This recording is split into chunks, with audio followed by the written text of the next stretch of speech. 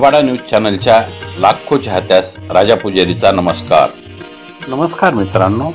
क्रांतिकारी राष्ट्रसंत पाचलेगावकर महाराज राष्ट्रभक्तीचं धगधगतं यज्ञकुंड नव्हे आलो याची कारण अशी असं सांगत वयाच्या 5व्या वर्षापासून या राष्ट्रसंतानं देशभर देशभक्तीचा आणि राष्ट्रकार्याचं मोहोळ उठवलं, अगडोम निर्माण केला आणि त्यातच निजाम, इंग्रज, पोर्तुगीज राजवटीची राख रांगोळी झाली.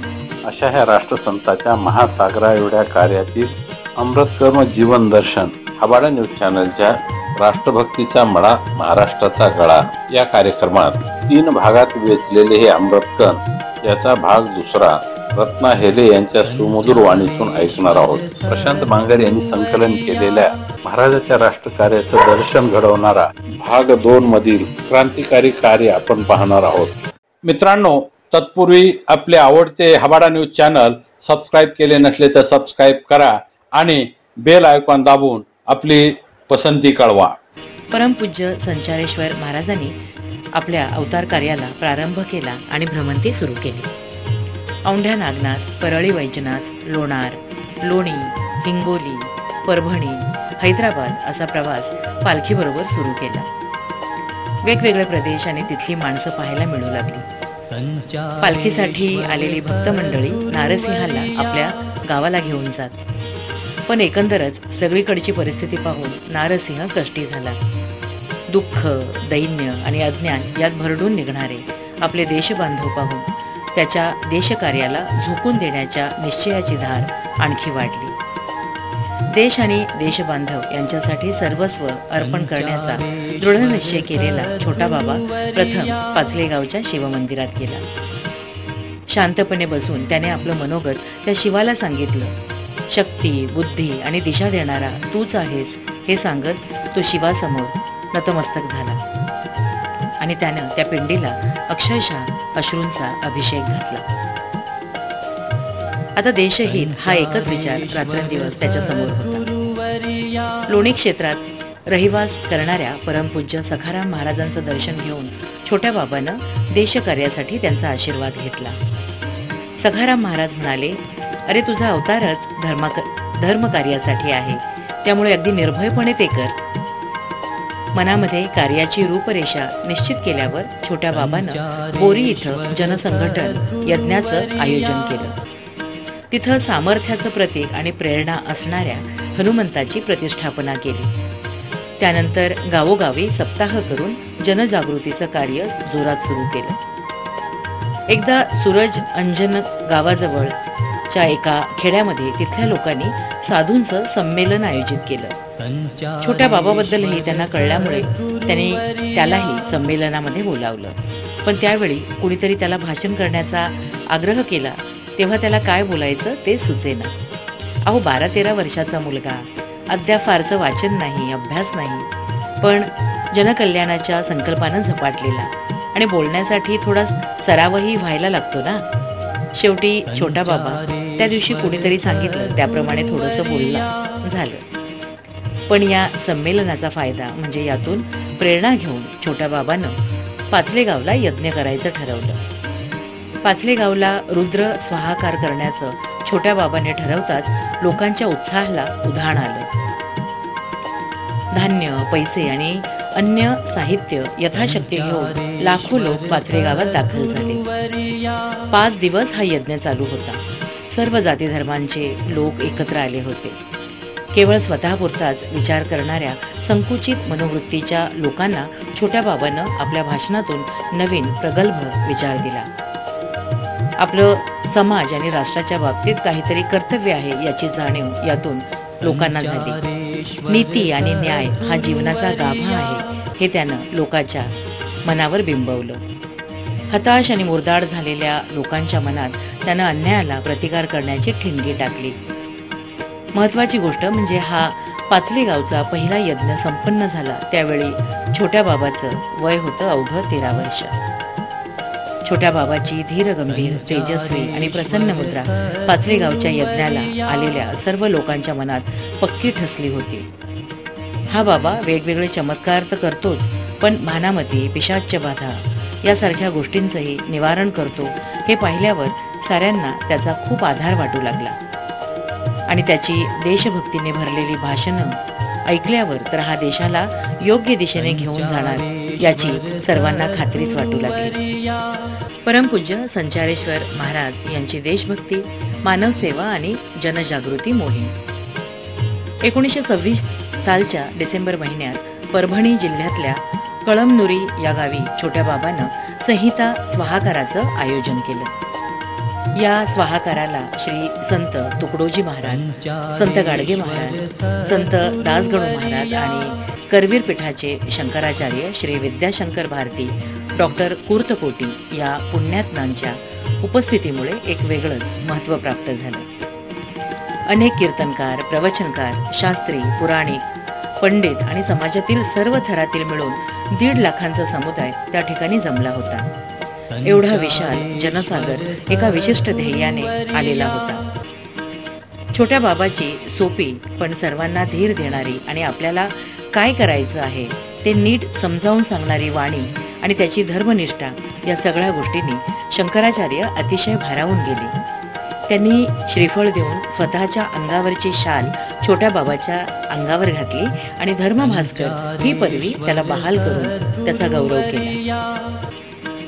कळमनुरीचा स्वाहाकार सर्वार्थाने यशस्वी झाला. उपस्थित लाखो लोकांनी प्रसाद घेऊन झाल्यावर उरलेलं धान्य आणि पैसे छोट्या बाबानं गोरगरिबांना आणि सेवाभावी संस्थांना वाटून टाकले. काहीही राखून ठेवलं नाही. आपल्या प्रत्येक कृतीतून बाबा लोकांसमोर निस्पृह जीवनाचा आदर्श ठेवत होता. पाचलेगाव सारख्या छोट्या खेड्यात जन्माला आलेला आणि जन्मापासून वेगळा म्हणून सगळ्यांच्या डोळ्यात भरलेला, निरपेक्षपणे समाजासाठी रात्रंदिवस झटणारा, त्यांच्या सगळ्या प्रकारच्या समस्या सोडवणारा हा पाचलेगावचा छोटा बाबा कळमनुरीच्या स्वाहाकारापासून फारच प्रकाशात आला. प्रत्येकाच्या जिभेवर त्याचं नाव मुक्कामी आलं आणि मग कोवळं वय मागे पडून छोट्या बाबाचे पाचलेगावकर महाराज झाले. साऱ्या समाजाचं आदरस्थान झालेल्या थोर महात्म्याला असा मान मिळणं साहजिकच होतं. कुणी त्यांना बाबा महाराज तर कुणी छोटे महाराजही म्हणत. कळमनुरीच्या स्वाहाकारानंतर महाराजांनी परभणी, हिंगोली, सवड रिसोड, बाळापूर, असवाडा आणि अन्य ठिकठिकाणी अशा यज्ञांचं आयोजन केलं. त्यांनी ठिकठिकाणी श्रमदान यज्ञही घेतले. या यज्ञांमध्ये रस्ते तयार करणं, विहिरी खणणं, गरीब शेतकऱ्यांची शेतं नांगरून देणं, नदीचा प्रवाह बदलणं, कातळावर म्हणजे खडकावर शेती करणं, बांध घालणं अशी अनेक कामं होत असत. यासाठी हजारो माणसं एकत्र येत, तोंडाने भजन म्हणत हजारो हात विधायक सामूहिक कामात रंगून जात. महाराज सांगत, श्रमाची कोणालाही लाज वाटता कामा नये. प्रत्येकाने परमेश्वराची पूजा आणि अनुष्ठान म्हणून श्रमदान करावे. राम आणि काम हे दोन्ही एकच आहेत. त्यामुळे मानव सेवा हीच माधव सेवा या भावनेतून त्यांनी सर्वांमध्ये श्रमाची आवड निर्माण केली. बुद्धिजीवी लोकांनी श्रमाची गरज ओळखून श्रमांची प्रतिष्ठा वाढवावी असं ते नेहमी सांगत. आधी केले मग सांगितले या उक्तीप्रमाणे महाराज स्वतः डोक्यावरून मातीची घमेली या श्रमदानामध्ये वाहत असत. महाराजांच्या प्रभावी भाषणांमुळे मोठ्या प्रमाणात जनजागृती होत असल्याचं चित्र दिसू लागलं. तरुण पेटून उठू लागला. जिकडं तिकडं होणाऱ्या अन्यायाविरुद्ध चीड व्यक्त करणाऱ्या चर्चा होताना दिसू लागल्या. अन्याय विविध प्रकारचा होता. त्यात देशातल्या लोकांचं शोषण तर होतंच, पण गुंडगिरी आणि लालूच यांच्या सहाय्याने मोठ्या प्रमाणात चाललेलं धर्मांतर ही देखील फार गंभीर बाब होती. गुंडगिरीच्या माध्यमातून दहशत आणि अराजक माजवण्याचे प्रयत्न सातत्याने चालू होते. कळमनुरीच्या स्वाहाकार सांगतेच्या दिवशीच राजधानी दिल्लीत दिवसाढवळ्या अब्दुल रशीद नावाच्या यवनानं स्वामी श्रद्धानंदांचा खून केल्याची बातमी महाराजांच्या कानावर आली. महाराज क्षणभर सुन्न झाले, हळहळले, पण पुढच्या क्षणी या अन्यायाच्या प्रतिकाराची आग दुप्पट जोमाने त्यांच्या हृदयात धुमसू लागली. कळमनुरीच्या यज्ञापासून पसरू लागलेल्या महाराजांच्या कीर्तीचा सुगंध हैदराबादच्या निजामापर्यंत सुद्धा पोहोचला. महाराजांनी केलेल्या वेगवेगळ्या चमत्कारांचे किस्से आणि त्यांची वाढती लोकप्रियता हे कळल्यावर निजामाच्या मनात विचारांची चक्र वेगळ्याच दिशेने फिरू लागली.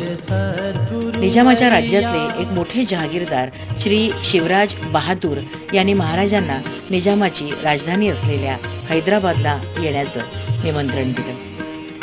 महाराजांच्याही मनात हैदराबादला जायचं होतं.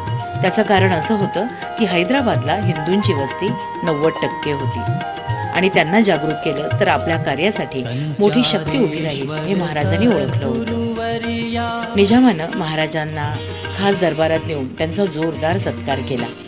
सोन्याच्या तबकामध्ये मौल्यवान रत्न, भरजरी वस्त्र आणि मिठाई इत्यादी गोष्टी ठेवून तो नजराणा महाराजांना आदरपूर्वक अर्पण केला. पण सद्गुणांची रत्न, देशभक्तीची वस्त्र आणि विरक्तीचे दागिने मिरवणाऱ्या महाराजांना त्या नजराण्याचं काय अप्रूप. त्यांनी तो घेणं नाकारलं. तेव्हाच निजामाला हे साधं काम दिसत नाही याची कल्पना आली. पण राज्य टिकवण्यासाठी हिंदुस्थानी समाजाच्या हृदयात विराजमान असलेल्या या सत्पुरुषाला खुश ठेवणं हा त्याच्या राजनीतीतला महत्वाचा भाग होता. म्हणून निजामानं महाराजांना करोडगिरी म्हणजे त्या प्रदेशात प्रवेश करताना भरावा लागणारा कर माफ केला. त्यांना रेल्वे प्रवास विनाशुल्क करण्याचा परवाना दिला. इतकंच नाही तर त्यांच्या व्यवस्थेसाठी कायमस्वरूपी 2 पोलीसही दिले. पण कोट्यावधी गरीब लोकांचे प्रतिनिधी असणाऱ्या महाराजांना या सगळ्या गोष्टींची ना गरज होती ना कौतुक. हैदराबादमध्ये गेल्यावर महाराजांनी आपल्या पद्धतीने आपल्या कार्याला सुरुवात केली. ठिकठिकाणी कीर्तनं, प्रवचनं आणि व्याख्यानं इतकंच काय अगदी लग्न, मुंज यांच्या माध्यमातून देखील त्यांनी जनजागृतीचा धडाका लावला. परमपूज्य संचारेश्वर महाराज यांची जनजागृती मोहीम. महाराजांच्या बोलण्यातून प्रेरणा घेऊन गावोगावी व्यायामशाळा सुरू झाल्या. सूर्यनमस्कार सुरू झाले. हजारो लोक उत्स्फूर्तपणे एकत्र जमून आपल्या धर्माबद्दल चिंतन करू लागले. हिंदू धर्माची महती मनावर बिंबल्यामुळे धर्मांतराच्या कृष्णकृत्याचा वेग मंदावू लागला. इस्लामी बुवाबाजीचा जोर क्षीण होऊ लागला. पण या सगळ्याचा परिणाम असा झाला की निजामाच्या दृष्टीने वाईट असणाऱ्या बातम्या निजामापर्यंत पोहोचल्यावर निजाम कमालीचा अस्वस्थ झाला. याचा परिणाम म्हणून त्यानं महाराजांचा बंदोबस्त कसा करावा याविषयी युद्ध पातळीवर विचार सुरू केला. निजामानं उचललेलं पहिलं पाऊल म्हणजे त्यानं खास फरमान काढून महाराजांना दरमहा 800 रुपये पगार देण्याचं ठरवून त्या बदल्यात महाराजांकडून सरकारवर कोणतीही टीका न करण्याचं आश्वासन मागितलं. एवढंच नाही तर ते मान्य न केल्यास त्यांचा वेगळ्या पद्धतीने बंदोबस्त करावा लागेल अशी तंबीही दिली. पण निश्चयाचे महामेरू असलेल्या महाराजांनी निजामाची ती 800 रुपयांची भीकही स्वीकारली नाही आणि त्या तंबीला भीक त्याहून घातली नाही. 1928 साली पुण्यातल्या डेक्कन कॉलेजच्या पटांगणात महाराजांनी लहाडीचा प्रयोग आयोजित केला होता. यामध्ये खोल आणि लांबलचक असा एक चर जमिनीत खणून त्यामध्ये लाकडं घालून अग्नी प्रदीप्त करायचा असतो. जमलेल्या स्त्रियांनी या अग्नीची पूजा केली आणि नंतर महाराजांच्या पाठोपाठ हजारो लोक त्या पेटलेल्या निखाऱ्यांवरून चालत गेले, पण कुणालाही भाजलं नाही.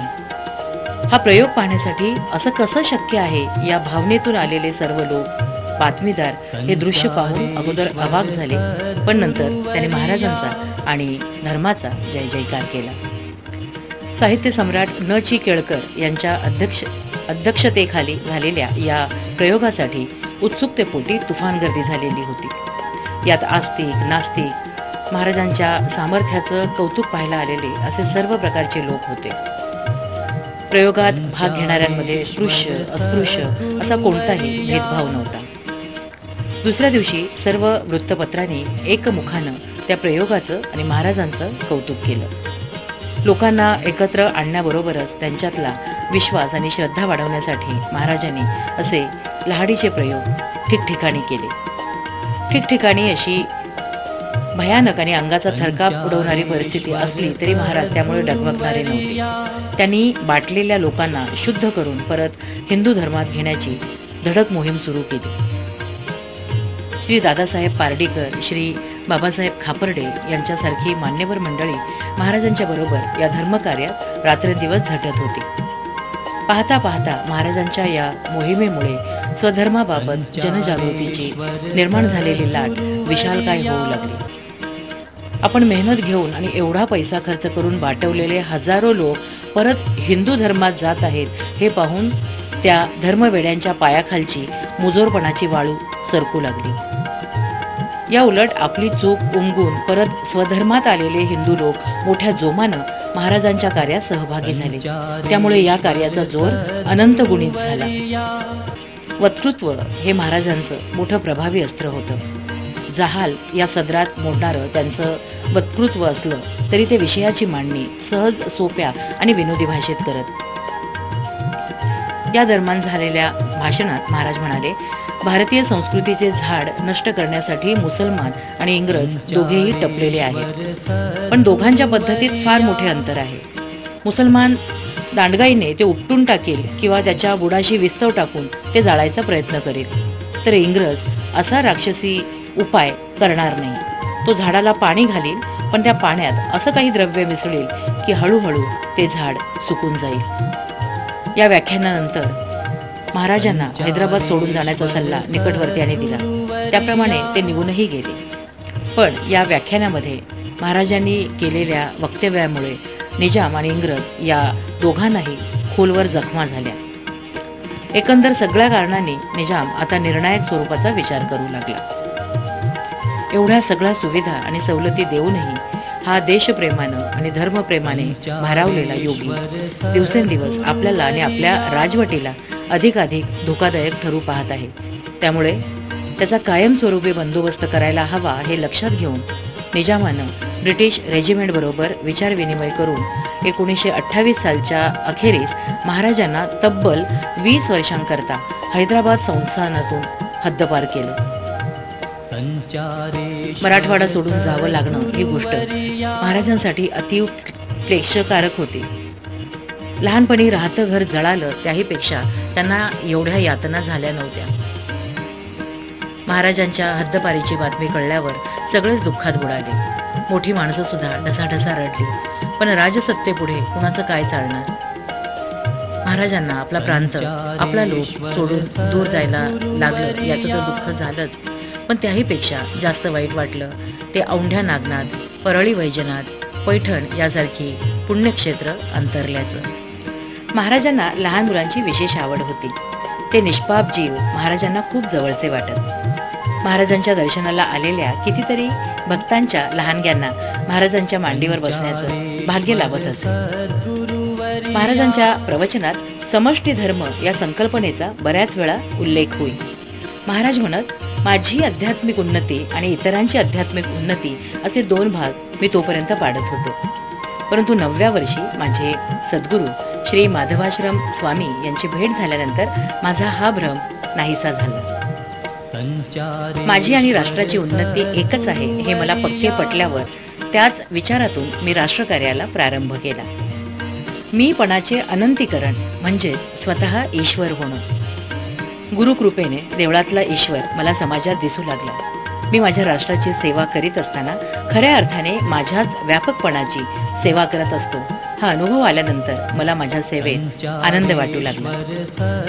दलितांची सेवा ही माझीच सेवा आहे या भावनेनं प्रेरित होऊन मी समाजकार्य, राष्ट्रकार्य करण्याचं व्रत घेतलं. त्यालाच मी समष्टी धर्म किंवा राष्ट्रधर्म असं नाव दिलं.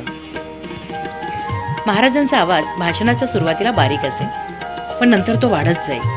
एक औरंगजेब वाचण्याकरता राष्ट्र मरू दिलं. एका पाकिस्तानाचं मन दुखू नये म्हणून राष्ट्रीय संस्कृती मरू दिली. करता मुठभर दुष्ट वाचवण्याकरता मी सुट्टाला मरू देणार नाही. पाप्याचं मन दुखवतं म्हणून सज्जन मरू देणार नाही आणि अन्यायाचं मन दुखवतं म्हणून न्याय मरू देणार नाही.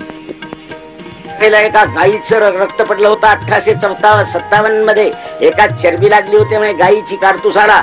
पण आता या गायीच्या रक्ताचं संबंध सिंचन प्रत्येक वस्तूवर झालेलं आहे. त्या वस्तू पवित्र करण्याकरता शिवाजी महाराजाला नमस्कार करा आणि म्हणा, महाराज या आम्हाला संघटन शिकवा, प्रेम शिकवा, न्याय शिकवा, समष्टी धर्म शिकवा, माणुसकी शिकवा आणि हे येण्याकरता शिवाजी महाराजाला नमस्कार करून म्हणा, शिवबा ये रे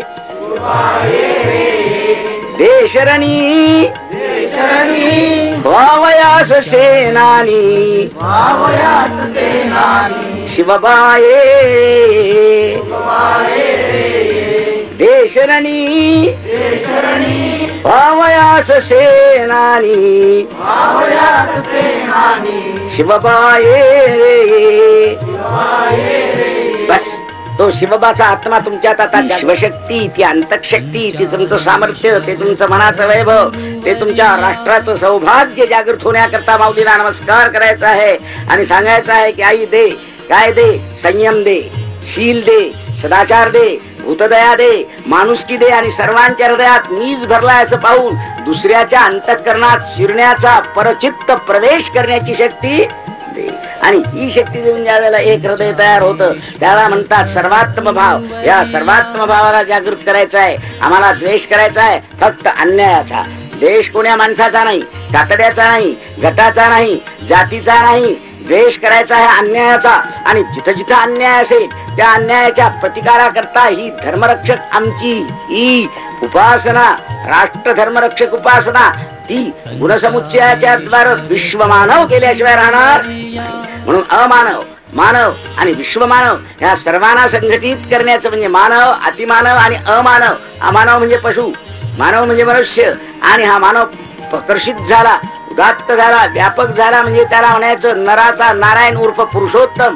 हे पुरुषोत्तम तयार करण्याची शक्ती शिवबा आपण आमच्यामध्ये प्रचोदित करा. एवढं नमस्कार पूर्वक प्रार्थना करू. त्या अंतःकरणाचे शब्द शिवाजीचे त्या मावळ्याला ऐकायला आले, पण तुम्हाला नोटांचे शब्द ऐकायला आले, खोटांचे आले, पोटाचे आले. पण होट, पोट, नोट या तिन्हीलाही ज्याच्या करता निर्माण करायचं आहे ती माणसाची मानवीय संपत्ती आलीच. ती संपत्ती आली म्हणून त्या शिवबाला पुन्हा एकदा नमस्कार करा. हे नमस्कार करण्याचं सामर्थ्य तुमच्यातलं आलं की मग तुम्हाला पीर, पैगंबर, भानामती, केगामती, खेतमान, कुठले का घोडा रुपये का जे नुपर बेटे कारणबीर मरमन तो खॅन म्हणतो आसन बांधू, मसन बांधू, पिंपळावरचा मुंजा बांधून नाकातला शेंबूड बांधू असं करण्याची जरूर पडणार. आता तुम्ही निश्चय करा की गारा, दोरा, गंडा याच्यावरचा विश्वास न ठेवता विश्वास त्या शिवशंकरावर ठेवा, त्या कल्याणमय शिवतत्वावर ठेवा. त्या शिवतत्वावर नव्हे, शिवतत्वावर ठेवा. आणि कल्याण नावचं इथं गाव आहे ते नव्हे तर खरं मनुष्य मात्राचं हित होतं, त्याचं नाव आहे कल्याण. म्हणा त्या कल्याणाला शिवम शांतम जगन्नाथ लोकानुग्रहकारकम शिवम एकम पदम नित्यम शिकाराय नमो नमः. वाहनम वृषभो यस्य वासुकी कंठभूषणम वामे शक्तिधरं देव वकाराय नमो नमः. यत्र यत्र स्थितो देव सर्वव्यापी महेश्वरा यो गुरु सर्वदेवानां यकाराय नमो नमः.